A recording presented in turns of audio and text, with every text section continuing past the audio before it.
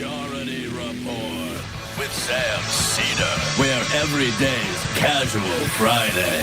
That means Monday is Casual Monday, Tuesday, Casual Tuesday, Wednesday, Casual Hump Day, Thursday, Casual Thurs, that's what we call it, and Friday, Casual Shabbat. The Majority Report with Sam Seder.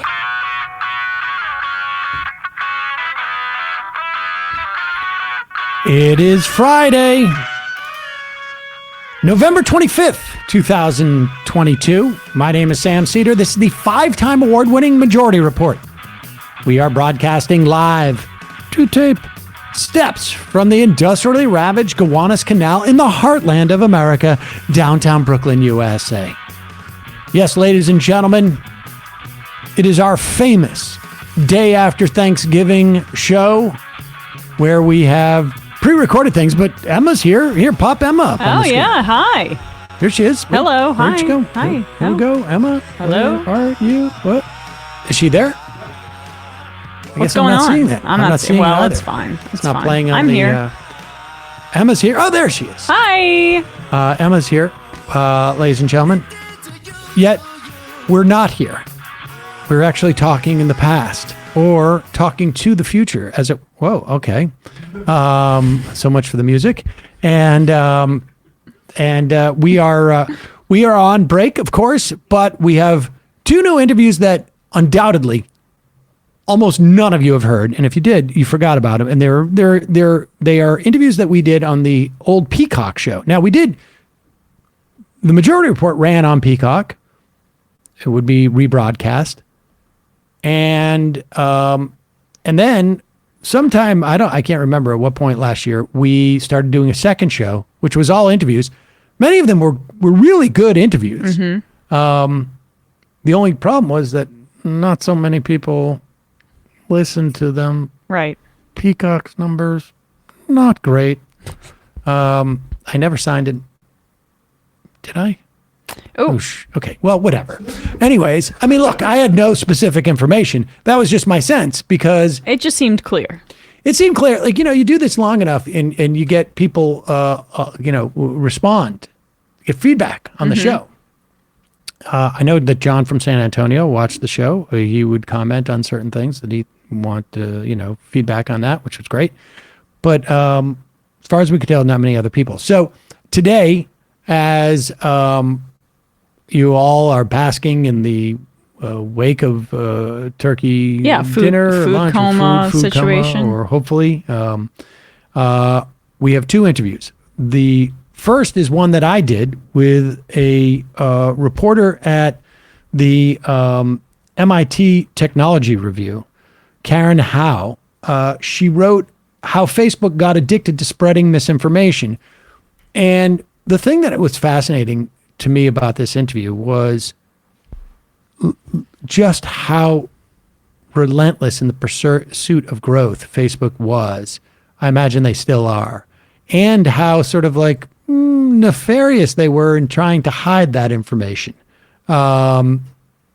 Like how they got addicted to spreading information, I think is sort of almost in some way generous, as if it's like there's no agency on the part of Facebook, that they're just compelled to do it, as opposed to the fact that Mark Zuckerberg is pathologically interested in chasing money and growth, and it's not even like they would care about misinformation. The bottom line is what gets clicks, period, end of story. And it may be still relevant with Facebook, but it's also going to be relevant with Twitter. It's going to be relevant with all the social media. It's in many respects, it's like a capitalism story, but just like a spice of technology. Right. And relevant as ever. And relevant as ever. And then Emma did an interview that recalled, for me, an interview that I had done a couple of times, actually, back in the old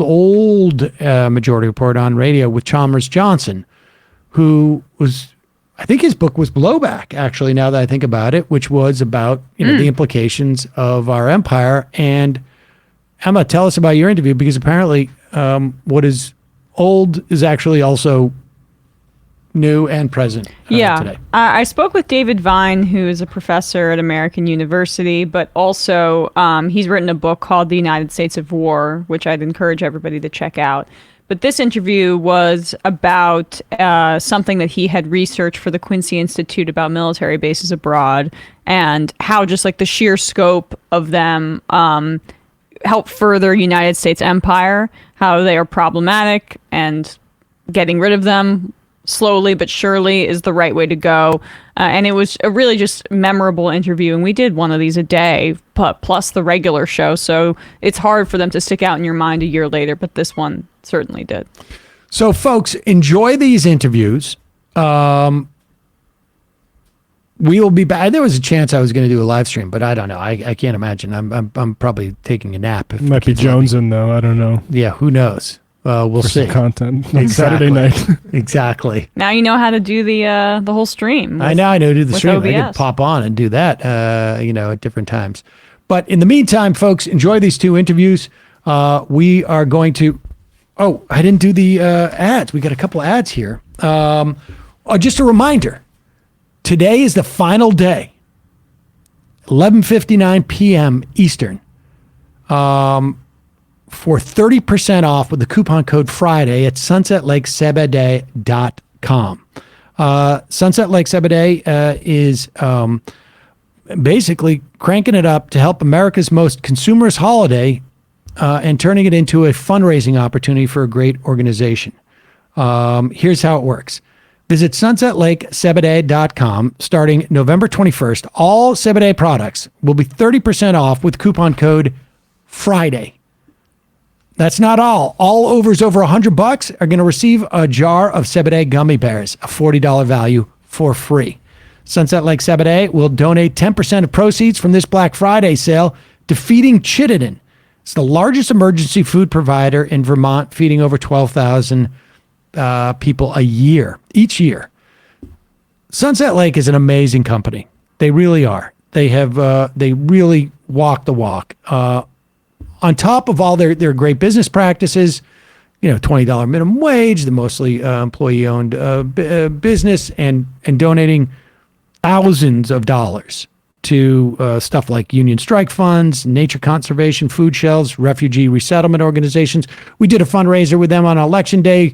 We ended up, between the two of us, sending $5,000 to Planned Parenthood, but they've done thousands of dollars to give directly, and I think about $30,000 just in the short time they've been a company.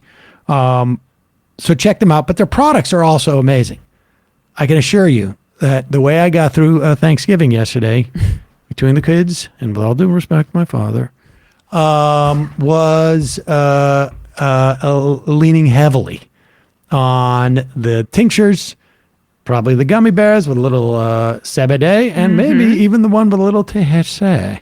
But you can also get coffee with Zebedee, get fudge with Zebedee, on and on. It's just a great company. All of their products get third-party tested, and you can see what's in it on their website, and they'll send it to you and when you buy the products. Again, visit sunsetlakesebede.com. Use the coupon code Friday to take advantage of these deals. Sale ends November 27th. Some restrictions may apply. And our second sponsor for the day, I got to tell you, is also a product that I've used now for I don't know how many years, 4 or 5 years. I got very, very, when you get a little bit older, you go and see the dentist, and one day they go like, "Ooh, you got some issues, big time." And you're getting old, and like, I don't want fake teeth. And at the very least, I don't want it, my 50s or 60s or 70s for that matter. We'll see. But you got to develop good dental hygiene habits. End of story. That means brushing. That means flossing. And really, it doesn't hurt to also use a mouthwash too, frankly. But how do you do that? For me, Quip changed my ability to maintain a habit. They make it easy for you to not only brush your teeth with a great vibrating electric toothbrush that you don't need to plug in, you don't forget at home when you travel and whatnot, But then they also came up with this amazing flosser system. They've got a couple actually different things. They've got 2 different types of flossers. The design is amazing. I've always said like they're a design company that builds really good dental hygiene habits. Because you just want to use the product. What's that? Because you just want to use the product. And now, listen to this. They have a rechargeable cordless water flosser, which my dentist just the other day said, time for one of these. Quip hits all the right spots with gentle or deep clean pressure at the touch of a button. It's easy to control and it's even easier to refill, so your countertops stay just as clean as your teeth. You can really get in there. It doesn't matter. Plaque, popcorn, leftover spinach, doesn't matter. Gone with precision thanks to the 360-degree rotating magnetic floss tip that snaps into place. The whole Quip lineup will have your mouth in tip-top shape. It's left over 9 million mouths happy and healthy. Check it out. Trust me. Take the plunge into feel-good flossing. Go to quip.com/majority right now for your first refill on floss tips, brush heads, and more for free. Spelled GETQUIP. Getquip.com/majority. Plus, shop Quip's lowest prices of the year this holiday season. Quip, it's the good habits company. Check it out. Getquip.com/majority. Okay, now for Karen Howe from the MIT Technology Review on Facebook and its addiction to misinformation. And then Emma will have an interview with David Vine, professor of political anthropology at American University, on the enormous sort of like empire that we maintain in the form of U.S. bases. And we will see you on Monday. Have a great weekend and happy Thanksgiving.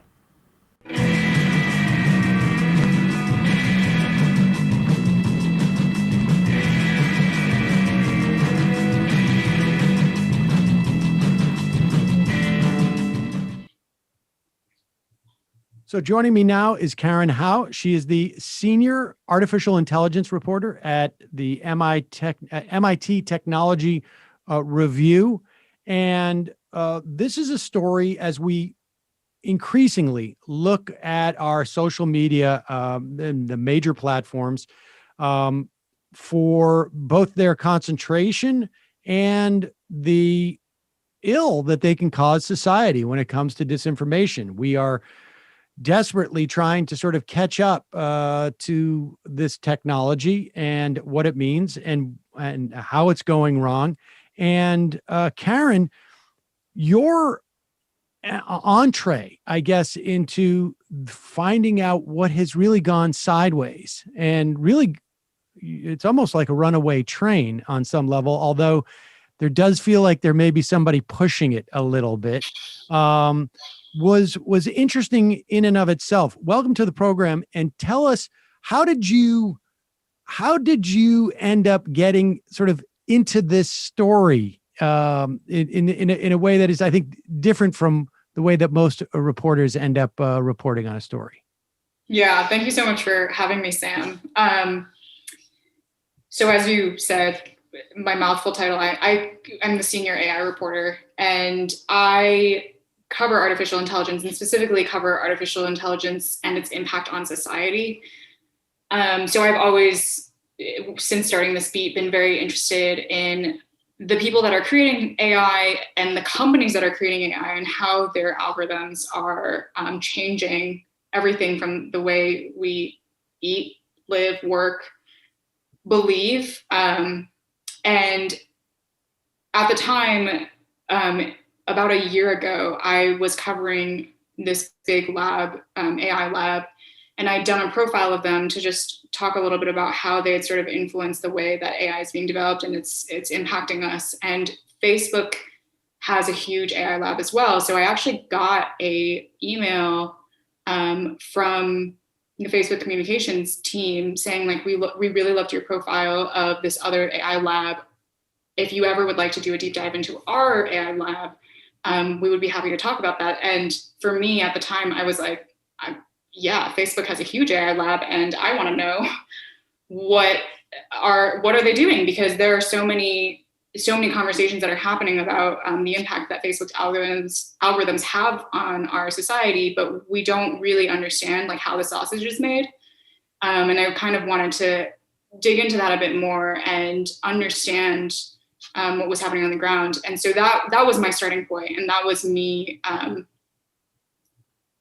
They contacted me in April of last year. So that was me almost a year ago. Wow.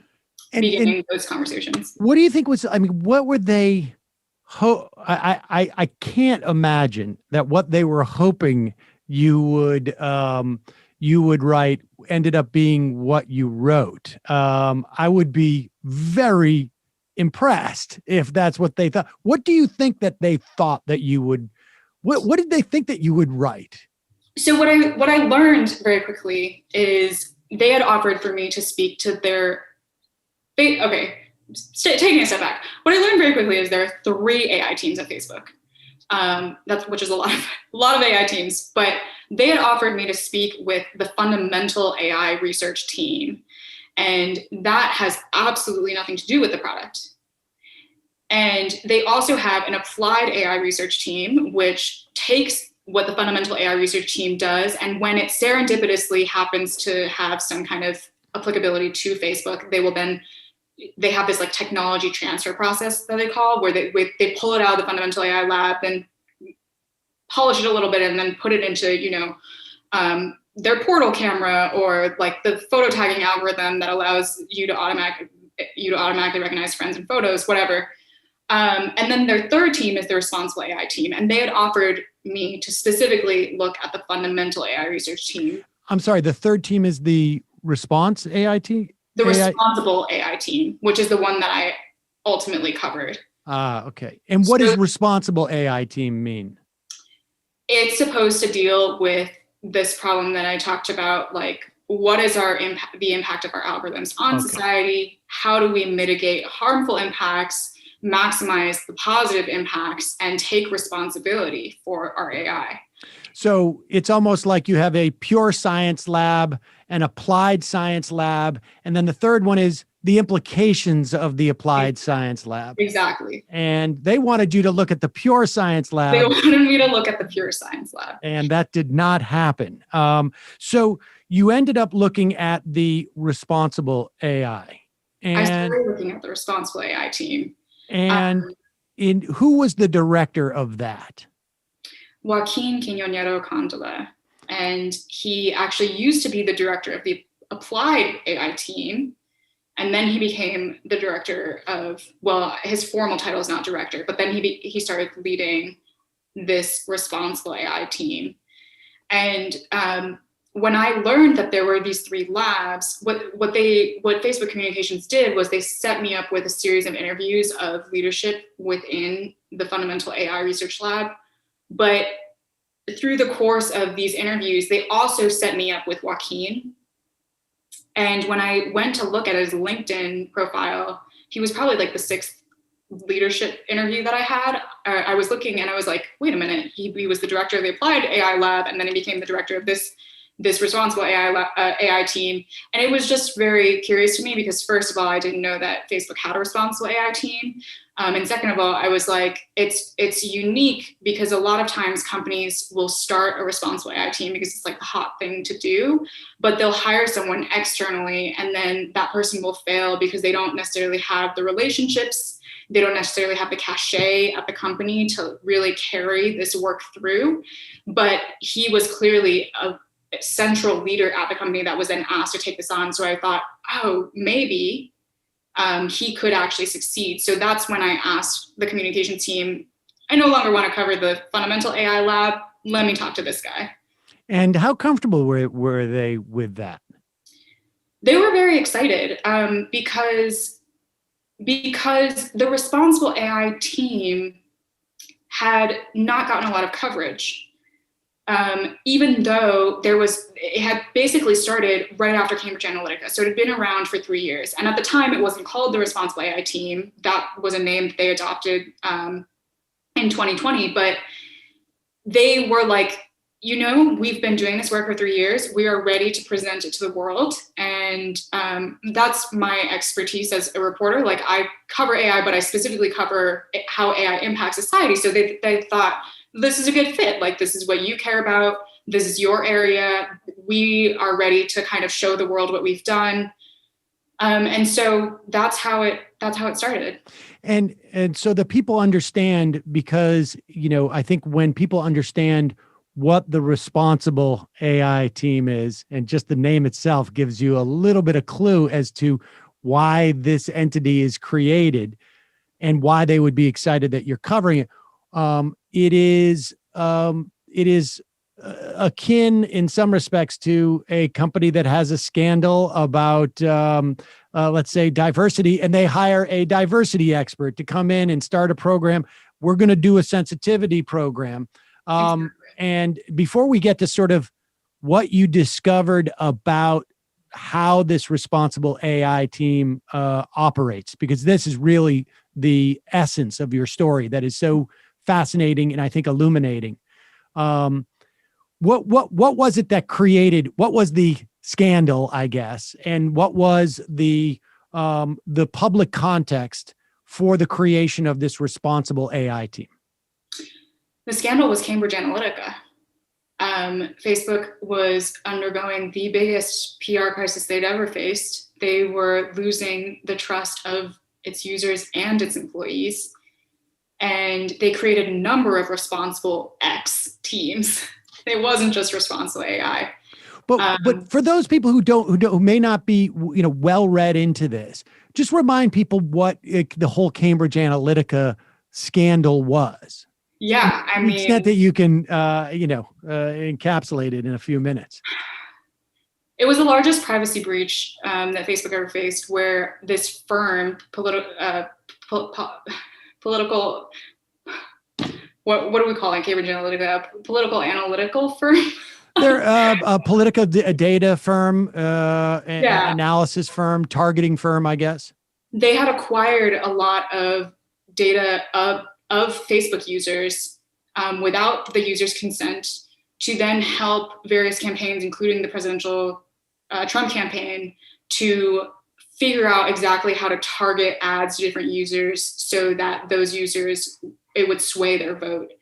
And around the same time, then the Russian interference story started happening, and there was this concern that bad Russian actors were using Facebook's targeting algorithms as well to precisely target users with misinformation, to confuse them and disrupt the election process.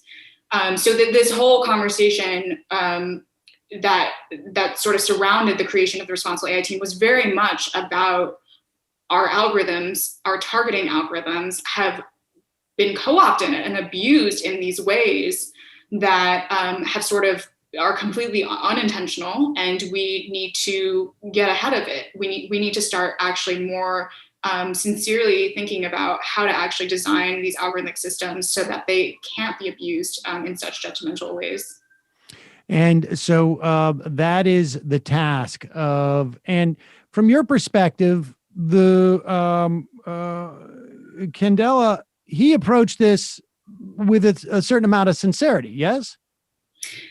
Absolutely. I mean, Joaquin, every time I talk to him, I very much got the sense that he genuinely cares a lot about this work. He joined Facebook because of, I mean, for various reasons, but he joined it during the Arab Spring, and he is Spanish born, but he actually was raised in Morocco, where he saw a lot of the oppressive government regimes that the Arab Spring as a revolution was then trying to resist. So it was actually, there was a very personal motivation for him to join Facebook. At the time, he was like, oh, the potential of social media is so great. It can affect so much positive social change. I really want to be part of that. And then when Cambridge Analytica happened, he was blindsided. He was like, what does it mean for my integrity as a person to continue working at this company? But because of this promise of what social media could be, he stuck with it. And because of this opportunity to lead the responsible AI team, he stuck with it. So he went on this journey himself, where he had just been a technologist who hadn't really been thinking about these problems. And he started reading very broadly about how does technology affect society in ways that aren't always intended? How do we design not just algorithms but products? How do we conduct engineering in a way that gets rid of these unintended harms? So he was very sincere about it, but the issue is the context in which he's operating. You know what? Let's take a break, and when we come back, we'll talk about that context. Well, because that is ultimately the really the nub of the story, is that on some level, they are, I think this, the responsible AI is chasing something, but it turns out to be, in some respects, the wrong thing. And it really is a question as to how that happens when you have someone who is sincere about chasing the right thing. I think we'll make more sense out of that when we return. We're going to take a quick break. We'll be right back with Karen Howe in just a moment. I've been talking to Karen Howe about her reporting on what started as a report on one of 3 artificial intelligence labs embedded in Facebook. They wanted you to come in and do a profile of their pure AI lab, where AI is just developed. There are 2 others. One is the applied AI lab at Facebook, which basically cherry picks stuff from the pure lab and applies it to their social media platform. And about 3 years ago, they developed a 3rd AI lab, the responsible AI lab, that looked at the implications of the deployment of this AI technology and how it was impacting things, and ostensibly how we can change the deployment of that AI or change the structure of that AI so that we don't get these unintended consequences, like people coming in, like Cambridge Analytica, for instance, and abusing this technology to create unintended change. So, Karen, what strikes me is you have, and in some respects, your piece is also a profile of Joaquin Candela, who is the head of this responsible AI lab. And you say that his background led him to really see the power of social media in the context of the Arab Spring. So he knew that was his perception of this technology that it can provide people a mechanism in which to communicate, to create social change. He came to understand and was sort of blindsided by the idea that it can work the opposite way, that the technology uses the people to create social change as opposed to the people using the technology to create social change. That's a really great way of putting it. Yeah. And so so let's talk about what his mission was and then why it turned out to be the wrong mission.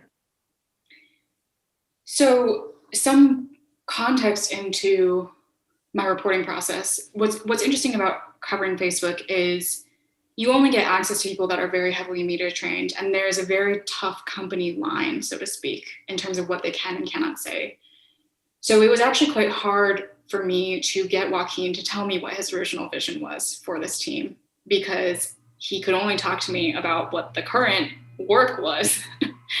But there are kind of some signals for what helped me sort of hone what I think the original vision was. The first thing is I spoke with the CTO as well, and I was like, how would you describe the responsible AI team? Chief Technology Officer. The Chief Technology Officer. And I was like, I've been talking with Joaquin about the current work that he's doing.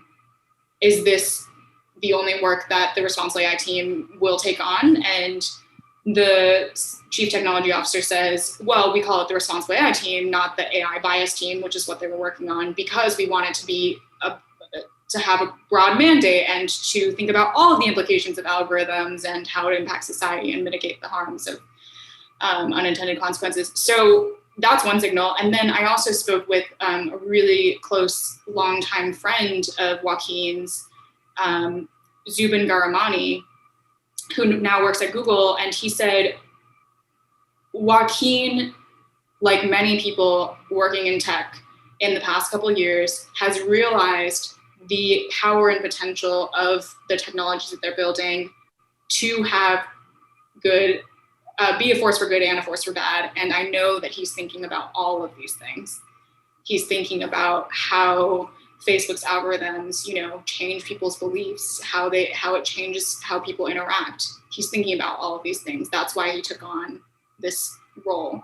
So I believe that his original vision for this team was to have this very big picture lens of let's think about all of the implications and try and overhaul the way that we design AI, or the AI that we are designing, to have more positive effects. But the CTO gave you the clue that his mandate currently has been narrowed, although there's a potential to go wider, to AI bias. AI bias. And so explain to us what that means. And because it sounds like, oh, yeah, no, you shouldn't have bias, but it is reacting to, tell us what it means and what it's reacting to, because what it's reacting to is a political concern and a public relations concern that has to do with capacity for growth ultimately. So maybe I'll start one step back, which is responsible AI. As we've already talked about, it's really about mitigating the harms the algorithms can have. And AI bias is one specific harm that you can have. The algorithms can sometimes have discriminatory impacts on people, as we've already seen through many, many headlines over the past couple of years. Facial recognition is racist, and like when Face ID first came out on the iPhone, like it was having trouble recognizing Black people, or it was unlocking the phone when it was a different Asian person, like all of those things. That is AI bias and discrimination, and it is legitimately a harm that needs to be worked on. But there are so many. If you rank the harms that Facebook's algorithms have perpetuated in the last few years that we are now aware of, and that the company was aware of even before the public was aware of, discrimination's probably not number one on that list. But the reason why they started focusing on that is there's a number of reasons. I mean, one was that the larger AI community, all of these researchers that are working on this stuff, and they meet at these conferences and they discuss these ideas, discrimination was one of the first harms that they realized that they were having. So a lot of the responsible AI work was sort of equated with AI bias, even though AI bias is a very narrow definition of responsible AI. But the other thing that happened is Trump got elected. And around the campaign that Trump was having, and when Trump came into power, there was this narrative that Republican policymakers started saying that tech giants have anti-conservative bias. And this was particularly troubling for Facebook, because Facebook has always been very worried about being regulated in a way that restricts its growth. And when Trump actually successfully got to the presidential seat, Joel Kaplan, who's the vice president of global policy at Facebook and is the highest ranking Republican, told Mark Zuckerberg, you need to be very careful in this political environment, because even if we don't have anti-conservative bias, we've already lost the trust of conservatives. And if we do anything to continue exacerbating that, we are going to be in dangerous waters with a Republican-led government. And so in the 2018, ramp up to the 2018 midterm elections in the US, this whole like anti-conservative bias of tech platforms became like it got louder and louder. Trump tweeted out #StopTheBias. That was like all over the internet. And it was like a week after that happened that Mark Zuckerberg called his first meeting with Joaquin after the creation of this new lab, and said, you now need to teach me everything you know about AI bias and how do we get it out of our content moderation algorithms. And so, I mean, it could be a coincidence that those things happened right a week apart from one another. But my sense from talking with many sources about just the culture that Facebook has and how everything is oriented around growth is that they started focusing very heavily on this whole AI bias thing, in large part because of this political fear that it was going to create a political force that was going to inhibit their growth. I mean, Yes. there's a burgeoning antitrust perspective that is arguably transpartisan, both Republicans. It could have been more. I mean, certainly we hear them demonize Facebook, not necessarily for the same reasons that we might hear on the left in terms of that, but it could end up in regulating their growth in some fashion. We should also say Joel Kaplan, former George Bush advisor, George W. Bush. This guy is, a right winger, but that doesn't necessarily mean that he wasn't in any way incorrect, that it might lead to some regulatory action just out of spite from Donald Trump.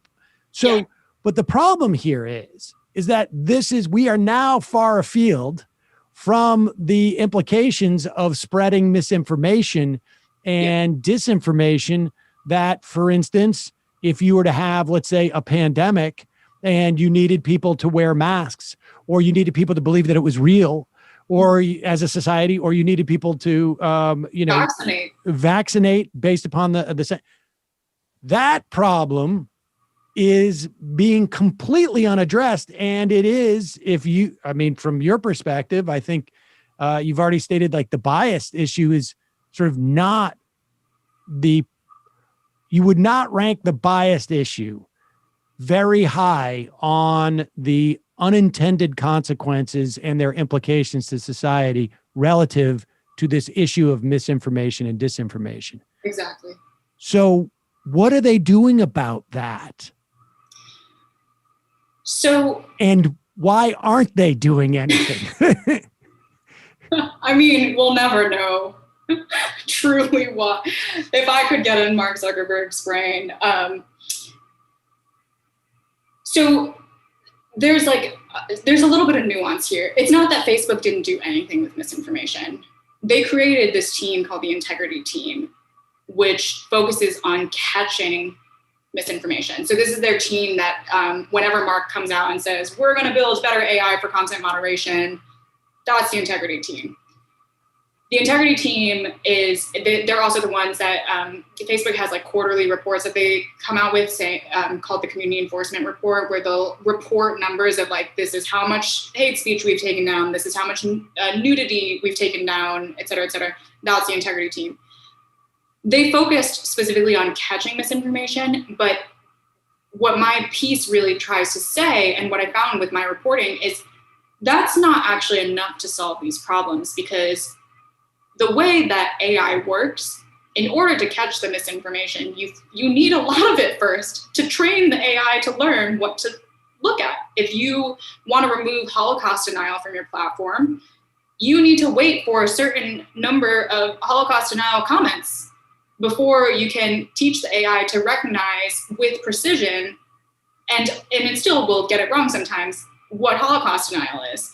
And then if, we're talking about a different genocide denial, you can't just apply the Holocaust denial AI to that. You have to train another AI to do that.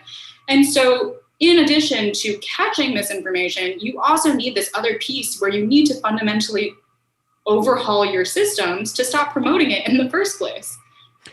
So the idea is that misinformation is not a static quantity or quality. And so you cannot, you don't have time to train. You need to sort of pre-train. So what kind of things would prevent, how would you basically nip it in the bud, I guess, is really what it comes down to. I mean, I don't have answers to this, but I mean. But isn't the issue that you can't nip it in the bud and also serve the master of growth? If you are Mark Zuckerberg and you want every single person to adopt Facebook on the planet, and then who knows beyond that, you can't serve that master, as it were, and also the master of, we need to inhibit the dangerous aspects of what we've created here. Exactly. Facebook has known and even publicly admitted that violating content gets the most engagement. And they have this, like Mark Zuckerberg published this chart where, it shows on the y-axis how much engagement something gets, and on the x-axis, like how close it is to their policy line where it becomes not allowed on the platform. And it's this swoop where it gets more and more engagement as you get closer and closer to the policy line. And he admits that. At the same time, he's telling all of his teams, you have to maximize engagement. And all of the AI algorithms that recommend us content recommend the order in which we see posts, which groups we're told to join, which pages we might like. All of that is deployed with an eye towards maximizing engagement. So it's just fundamentally, these are incompatible objectives to try and reduce violating content while also maximizing engagement. And in that same post where Mark showed this swoop, like he basically said, oh, but then we're just going to create these AI models to catch it, and so we're gonna change the reflection of this line so that the closer it gets to the policy line, the less engagement it's going to have. But you can't just do that through catching things retroactively, because you in the time that it takes you to actually train up this new AI to catch the newest form of misinformation, that misinformation's already gone viral. Right. I mean, it's like almost like, well, we're going to stop.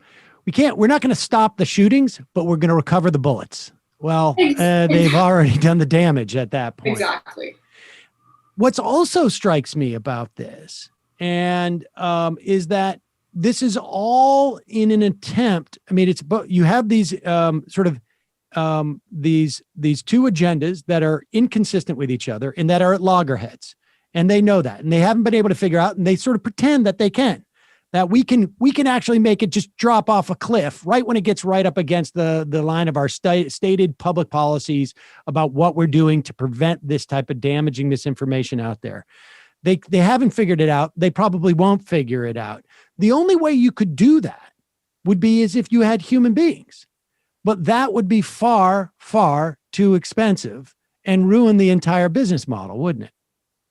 I mean, they do have human beings, right? But you need a lot. They have thousands. And there's been significant reporting about these human content moderators suffering PTSD from the amount of violent, hateful, awful content that they have to see every day.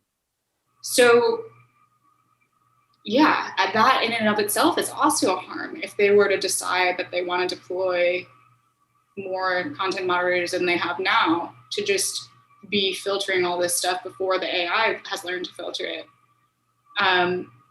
So, I mean, there's a multi-pronged approach that I think Facebook needs to take. First of all, they need to chuck this growth, engagement, maximization objective that they have and have had for so long. They need to not just catch misinformation, but they also need to think about and change the way that they propagate it.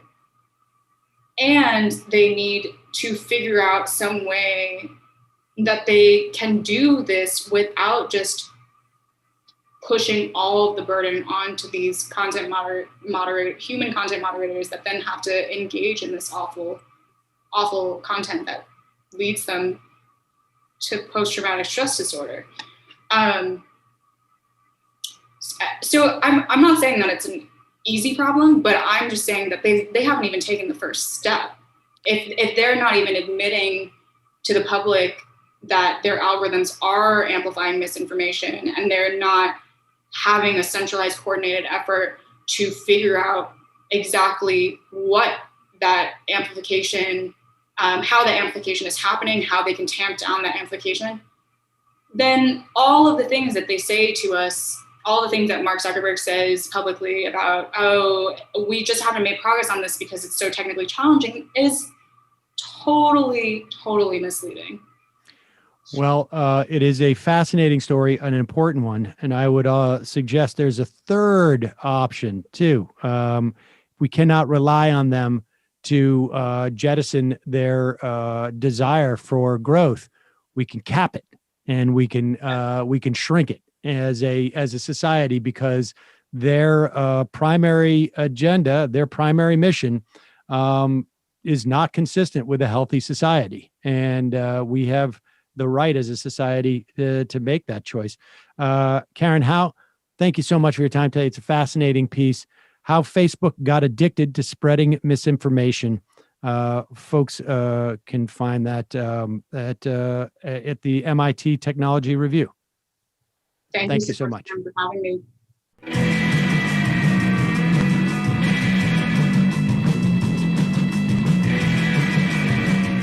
In the wake of the Biden administration's withdrawal from Afghanistan, which was commendable, and then at the dawn of their pivot to China, which is concerning, there is a shift happening right before our very eyes in the United States' foreign policy. But it's not one of systemic demilitarization, it's merely a new focus. And the limitations of that approach, I think, should concern some people, because the sheer breadth of the United States' military presence around the globe will shock you. Here to talk about this is David Vine, professor of anthropology at American University and author of The United States of War, A Global History of America's Endless Conflicts from Columbus to the Islamic State, who wrote an excellent brief for the Quincy Institute alongside Patterson Deppin and Leah Bolger entitled Drawdown: Improving U.S. and Global Security Through Military Base Closures Abroad. Welcome to the show, David. Really appreciate you being here. Oh, thank you so much, Emma. It's great to talk to you. Of course. So 750 military bases in 80 countries. Your brief talks about that. And I don't think people understand how abnormal that is and how insane and bloated and expensive, and also I think how much that incentivizes military conflict to continue because there are all these branches. So I guess let's just start there. Talk about the sheer number of military bases throughout the globe.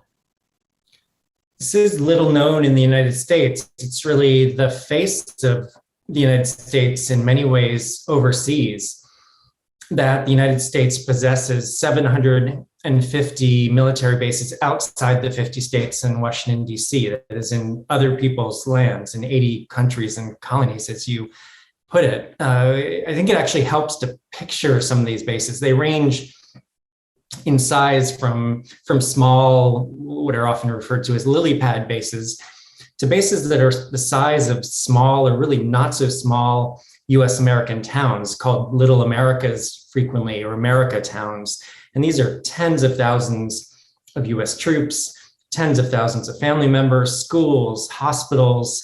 And I think we should think about the infrastructure in our own communities here in the United States, infrastructure that's so often crumbling, roads, bridges, schools, and then try to picture in your mind, if you haven't seen one of these bases abroad in Germany or Italy or Japan or South Korea or Honduras or on and on, try to picture huge city-sized base that we're investing $55 billion in a year. And that's just to maintain these bases, to keep them running on an annual basis without the costs of the personnel that staff them and work on them and that serve on them. That brings the total that we're spending to maintain bases abroad to well over $100 billion, billion with a B, a year. Compare this to all the other militaries on Earth. The United States probably has more than 3 times the number of foreign military bases compared to all the other militaries on Earth. The United Kingdom has a large number, but probably around 145 by the latest report. Russia and France have far fewer, maybe 3 dozen among them. And then a few other countries have a handful. China, for example, has 5 foreign military bases, 5 compared to 750 US bases abroad. One other comparison that just puts this in perspective, and I think drives home where the focus of our foreign policy has been for far too long.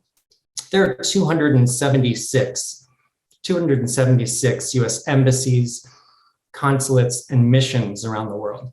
Compare that to nearly 3 times as many US bases abroad. The focus of our foreign policy has been on war making, on building bases, on maintaining huge numbers of bases and troops around the world, really since World War II, and that's what has to change. So I want to return to that 5-figure for China when we return to talking about the new Biden administration posture towards China. But I want to expand or ask you to expand on the World War II historical point, because that marks a massive shift in the United States on the global stage, right? We were the dominant world power, and I say were in the past tense because I believe we are currently witnessing an empire in decline for a lot of the reasons we'll lay out today. But that was the shining moment for the United States and an opportunity for them to expand their global reach. And that seemed like the moment in which these military bases multiplied to the degree that we're seeing now. No, that's absolutely right. The United States has had foreign military bases on other people's land since shortly after independence, initially on Native American people's lands that enabled the conquest of territory across North America and the expansion of the United States. But on a global scale, it's really during World War II that the US military builds a collection of foreign military bases that had never been seen in human history, a larger collection of foreign military bases truly around the globe, more than any people, country, or empire in world history. And after World War II, a goodly number of these bases closed, but the United States military maintained a permanent infrastructure of bases on other people's lands. And this persisted throughout the Cold War, going up and down during the wars in Korea and Vietnam. But when the Cold War ends, you might think, oh, well, these bases that were such a component of the strategy of the United States facing off against the Soviet Union in the Cold War, you'd think that the bases could have closed. And many did, about 60%. But again, upwards of 800 bases at that time, sometimes numbering more than 1,000 after the end of the Cold War, remained in place. The basic infrastructure of bases remained in place. And actually, since the end of the Cold War, the breadth of US bases abroad has actually doubled. At the end of the Cold War, there were about 40 countries hosting US bases abroad. Now there are about 80 countries and colonies hosting US bases abroad. So while the total number has shrunk since from about 1,600 to now 750, currently by our best estimate, the breadth of these bases, the geographic spread of these bases has grown dramatically. Did that happen during the Gulf War? Was that a part of the new neocon project under Bush, in particular, Bush 1? It's happened in a few phases. The first, with the George W. Bush administration, indeed, expanded the breadth of US bases in the Persian Gulf, in particular, in the greater Middle East, to support the wars in Afghanistan and Iraq. To support parts of the war on terror throughout the globe, though we see a major growth of US bases, smaller mostly, but not entirely, in Africa, in parts of East Asia, Central and Eastern Europe, including in the Obama and Trump administrations. So it's really been a bipartisan policy, again, since World War II, but in the post-Cold War era, it's continued to be a bipartisan policy. Again, well, as our report shows and argues, to the really damage of the United States. These bases that so often are portrayed for far too long have been portrayed as necessary to protect US and global security in a whole variety of ways are undermining US and global security in ways that we outline in our report. So I'm going to ask if you could expand on some of those ways. The environmental impacts were something that I had never considered before that you touch on, but there are other ways in which these bases and the sheer number of them do harm the United States. And I try to frame foreign policy conversations in a way that affects the globe, but the only way you get to talk to United States politicians is to frame it in the way, how is it going to hurt us? So let's talk about how it would hurt the how it does hurt the United States to have this kind of bloated presence. Let's talk first about the money, the $55 billion a year.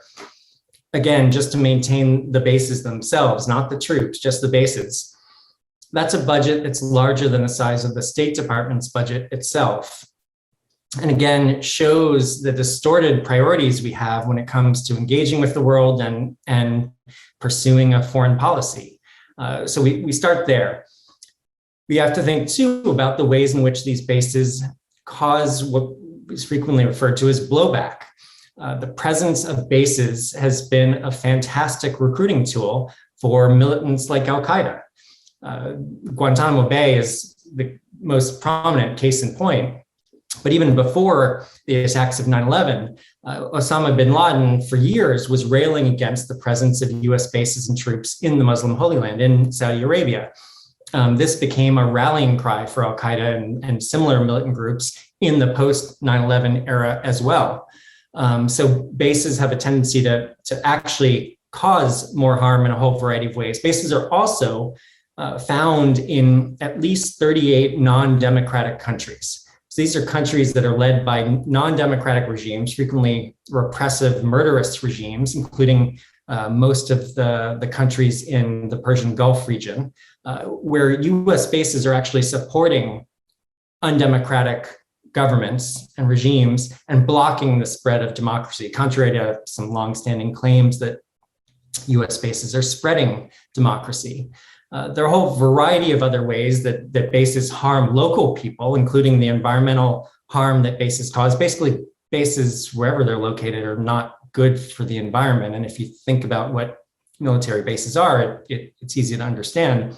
They store large stockpiles of dangerous weaponry, hazardous materials, chemicals, and just by the very storage of them, their damage can occur, but there are also a long track record of both accidents and sometimes intentional dumping of hazardous materials and other environmentally damaging materials. So this is a well-documented track record around the world. Again, not winning us very many friends. Accidents, other kinds of accidents, as well as crimes committed by US military personnel on bases abroad have also spurred protest. Coupled with, you can probably, I think it helps for people in the United States to imagine how would we feel if a foreign military had a base in our town or city, wherever we might live in the United States. Right. How would it feel to live next to even a British or a French base, let alone a Russian or Chinese base? Would we want, high-powered weaponry stored by a foreign military near where our homes? Foreign military bases, wherever they're located, tend to irritate local populations and cause protest, damaging the reputation of the United States in the process. And that's just the beginning.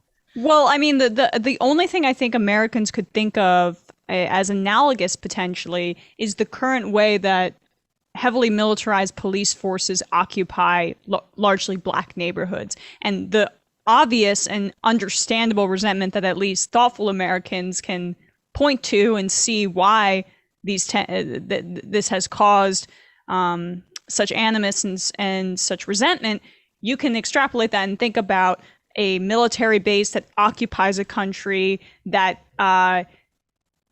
heightens tensions and does not make a home feel like a home in many ways because of their presence. So that's, I think, a useful way for some people to look at it potentially.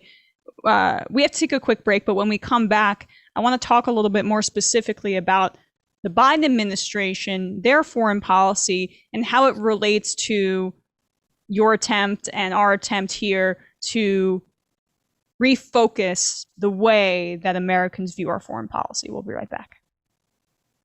So one of the things I found really fascinating in your brief with the Quincy Institute was the emphasis on how the number of military bases encourages wider conflict because of just their sheer presence. If we're weighing a diplomatic response, oh, well, we already have a military base in X place in this country. And it makes the convenience of conflict more convenient. It's even more convenient.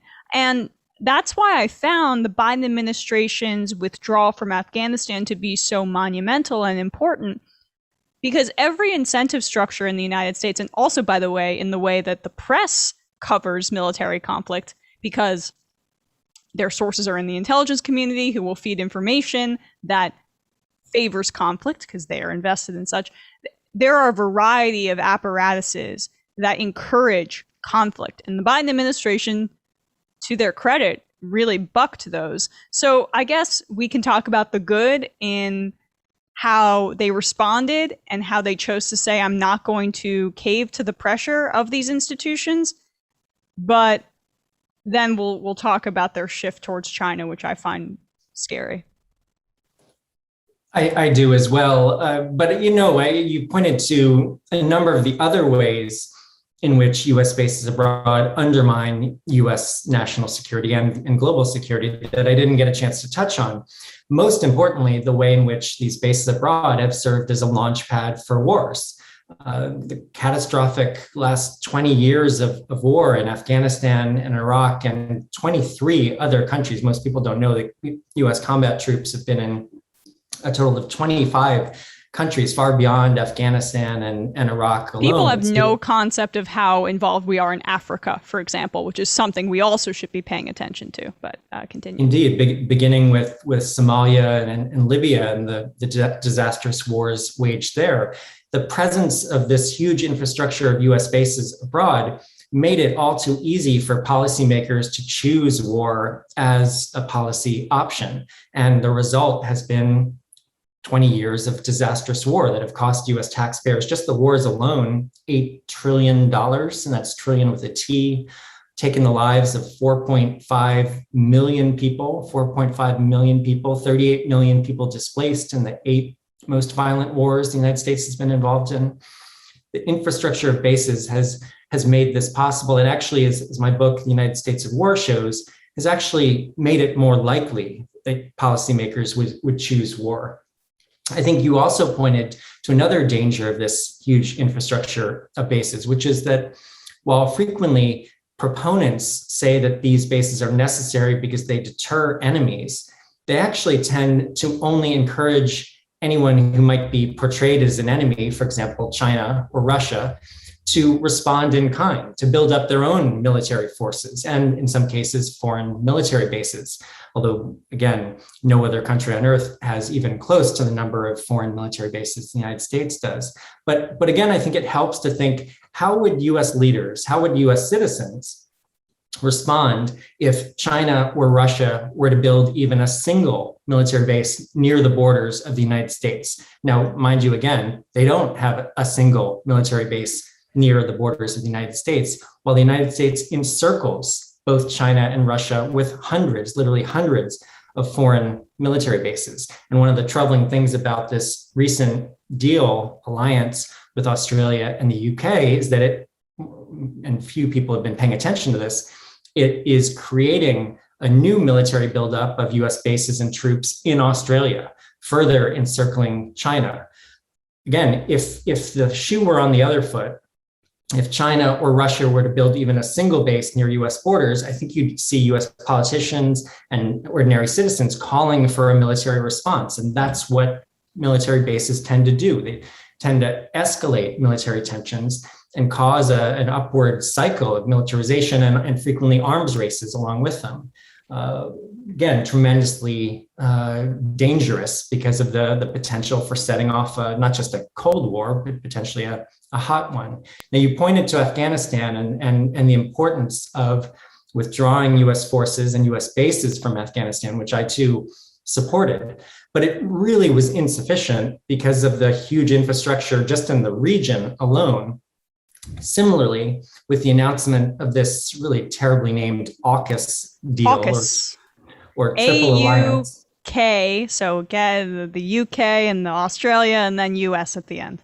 Yeah, this, what I'm referring to as the Triple Alliance, which really reflects not just Cold War era thinking, but a kind of 19th century thinking, it's really going in the opposite direction of the positive signs we saw from the Biden administration in withdrawing from Afghanistan.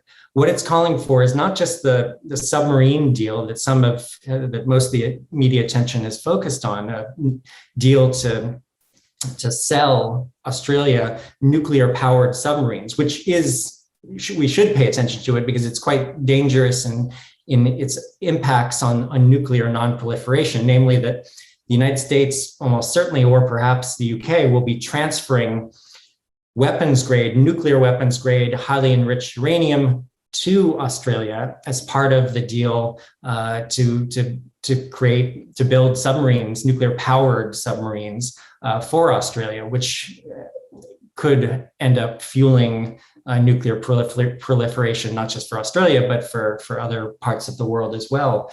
But again, what people haven't been paying attention to is that the nuclear-powered submarines are only a small part of a much larger military buildup that the United States and Australia have agreed to, where the United States will be building up its US base presence in Australia, as well as its forces, air forces, naval forces, land forces, while also agreeing to deals on weapons development, including hypersonic weapons and electromagnetic weapons, spying, space activities, cyber activities, and even a mining deal. So this is a much larger buildup that, most dangerously of all, is really as close as we've come to a formal declaration of a new Cold War against China as we've come to this stage. I mean, I think many people would agree that we're in a Cold War already. This is a near formal declaration of that Cold War, and that alone is tremendously disturbing and dangerous. I have so many responses, and I wish we had more time. I could talk to you about this for forever. One, I think we don't even need to guess what the United States would do in response to a military base being at our border. Just look at our posture towards Cuba because of a perceived ideological alliance with, the communists, but with a perceived alliance with the communist ideology that could provide a threat to us because it's so close to our border. And I mean, we can just see it there. And then in regards to China and this deal, and I appreciate you explaining how it's a lot bigger than the media has, I think, or the top line headlines of the deal have been articulated, is the fact that this is basically a direct declaration of, okay, this conflict is not just going to be about two competing economic systems, even though we exist in global capitalism and these corporations are multinational and this seems silly, but that is what we're going to do. It's going to be a military one. And you mentioned at the start of our interview these 5 military bases that China has. This is going to encourage China to ramp up its militarism.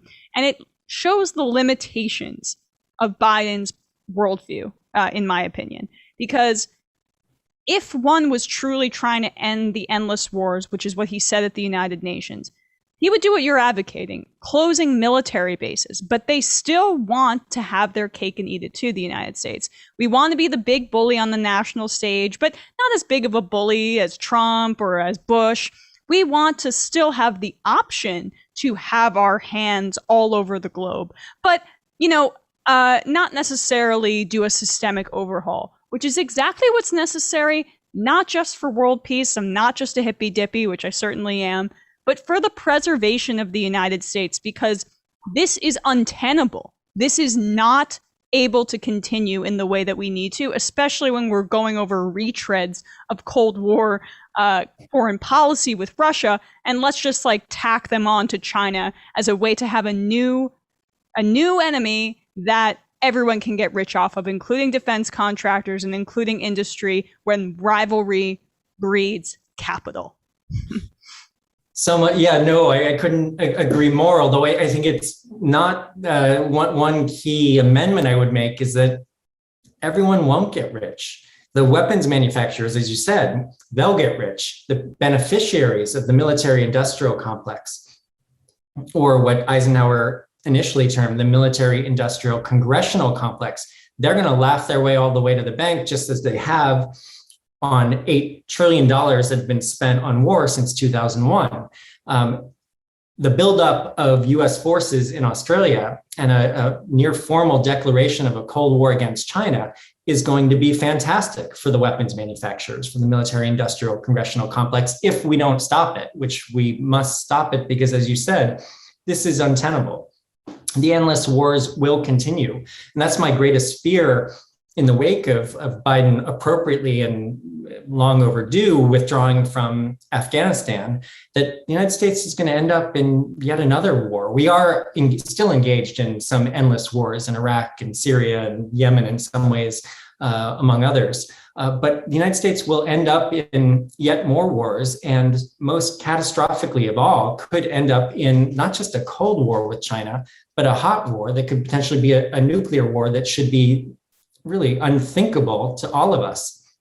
The two most powerful nations on earth going to war, both nuclear armed powers. The catastrophe of the last 20 years could look small in comparison. And That's I know that what we have to stop. Yeah, and I know for some people that may sound hyperbolic, but it's not. We're not saying that Biden is going to start the war, right? I don't think that that's realistic. But when you create this framework for a Cold War and you set it up in the way that he's doing right now by creating this infrastructure in Australia, you set the table for a crazy, and we know another crazy is going to get elected because of the way the Democratic Party operates, and we haven't had any real voting overhaul, and gerrymandering is going to continue. You set the table for someone like that to do exactly what you're saying. Yeah, and I think even under a Biden administration, we don't know what will happen, especially with, aggressive military exercises that the Biden administration, like the Trump administration, have been running in East Asia. The potential for even an accidental clash with Chinese military forces is there on a near daily basis. And yeah, there's nothing about this that is hyperbolic. We should really be afraid, especially because we are, in my mind, reaching a point of no return on a Cold War with China. And I think folks should ask themselves, do we want a new Cold War? For those who lived through the first one and saw trillions of dollars wasted, squandered in a war that nearly brought us to global Armageddon through nuclear war. Do we want that again for those who weren't alive during the Cold War? Do we want yet another endless war that's going to cost even more trillions of dollars, squandering it and stealing that money from the real human needs facing us, from building a green infrastructure that could save us from global warming, from protecting us against pandemics, from erasing global hunger and hunger in the United States, homelessness? That's what is at stake when we escalate military tensions with China and really solidify a Cold War that could be disastrous for the United States and disastrous for the globe. Right. And I have a lot of fears about that as well. I did not live through the Cold War, but I have a lot of anxiety about the lack of understanding in the Biden administration and the Democratic Party as a whole about the colonial nature of our foreign policy. And there still is such rose-colored glasses about how we are a democracy and we are not like our oppressors in Britain when we actually declared independence. No, this is very, very similar, and we're living through it today. I'm so glad you mentioned that. I mean, that's another aspect of the alliance, the triple alliance with Australia and the UK that hasn't been commented on enough. And this is colonial behavior. It's 19th century behavior in a bunch of ways, including the way in which alliance structures led us into World War I. But it's also colonial in, these three white leaders, male leaders of Australia, the UK, and the United States standing up and saying, we're going to control what's going on in Asia. I mean, this is racist, this new alliance, this triple alliance, and should be profoundly troubling to all of us for that reason alone. let alone the danger of creating this new Cold War that could very easily become a hot, potentially nuclear war. And again, last thing, that is why that anti-China bill that was passed in June, pet project of Chuck Schumer, had bipartisan support. That's why these people who were so concerned about Russiagate and it being a hoax and said, oh, it's going to start a new Cold War, are silent when it comes to the actual Cold War that's happening in front of us because, oh, well, there's Chinese people involved. I don't really care so much about us being in conflict with them. Which also shows how this policy is going to fuel anti-Chinese, anti-Asian, anti-Asian American sentiment and racism that is already on the escalation.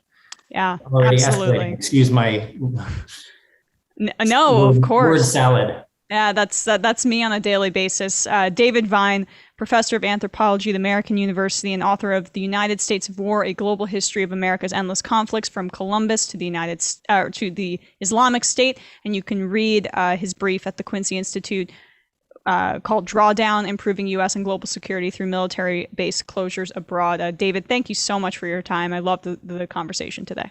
Emma, thank you. Really appreciate it.